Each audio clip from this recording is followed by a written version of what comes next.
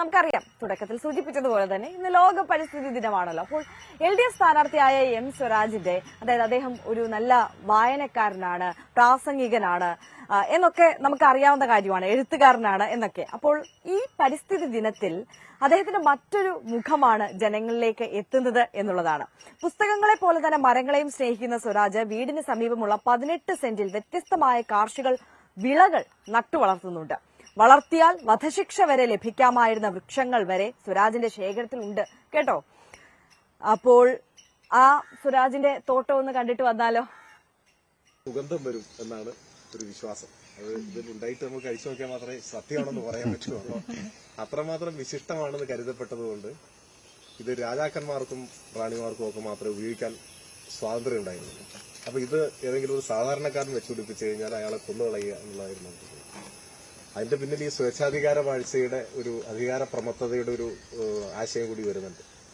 അതായത് അതിവിശിഷ്ടമായതെല്ലാം അധികാരമുള്ളവർക്കേ ഉപയോഗിക്കാൻ പാടുള്ളൂ എന്ന അതിന്റെയൊക്കെ പല പല വെർഷനുകൾ ഇന്ന് ലോകത്തിന്റെ പല ഭാഗത്തും നമുക്ക് കാണാൻ കഴിയും. ഇത് രണ്ടും നാടൻ ഇനങ്ങളാണ്, നാടൻ വരിക്കയാണ്, പ്രത്യേക നാടൻ ഇനങ്ങളാണ്. ഇതെനിക്ക് തന്നത് ജയൻ എന്ന് പറയുന്ന ഒരാളാണ്.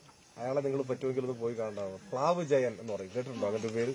പ്ലാവ് ജയൻ തൃശ്ശൂർ ഇരിങ്ങാലക്കുടക്കടുത്തുള്ള ആളാണ്. അദ്ദേഹം ജീവിതം മുഴുവൻ പ്ലാവിന് വേണ്ടി സമർപ്പിച്ചിരിക്കും. അങ്ങനെയുള്ള മനുഷ്യർ നമ്മുടെ ഇടയിലൊന്നും വേണം. അദ്ദേഹം എഴുതിയ പുസ്തകങ്ങളുണ്ട്, പ്ലാവിനെ സംബന്ധിച്ചും മണ്ണിനെ സംബന്ധിച്ചും എഴുതിയ പുസ്തകങ്ങളുണ്ട്.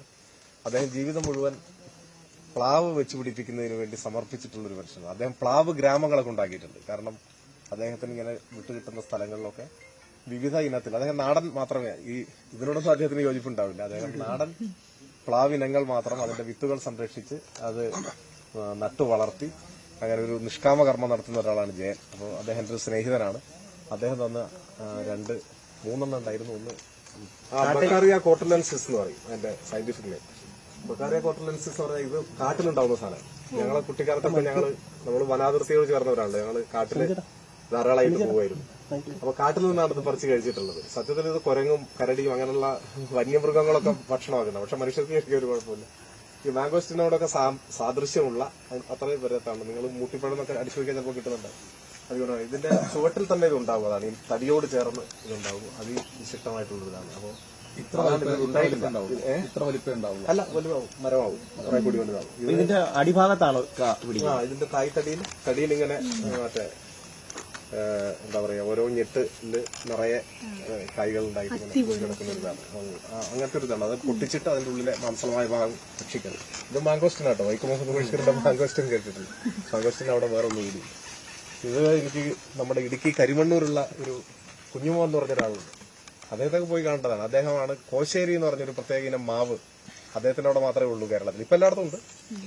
അദ്ദേഹത്തിന്റെയാണ് അതിന്റെ പേറ്റന്റ് പറയുന്നത് പോലെ. അവിടുന്ന് അദ്ദേഹം അത് ഗ്രാഫ്റ്റ് ചെയ്ത് വികസിപ്പിച്ച് കേരളത്തിലെമ്പാടും വിതരണം ചെയ്യുന്നുണ്ട്. അദ്ദേഹവും ഒരു ചെറിയ നഴ്സറി സംവിധാനം പോലെ അദ്ദേഹമാണ് ഇത് എനിക്ക് തന്നത്. അപ്പോൾ LDF സ്ഥാനാർത്ഥി M സ്വരാജിന്റെ തോട്ടമാണ് നമ്മൾ കണ്ടത്. അപ്പോൾ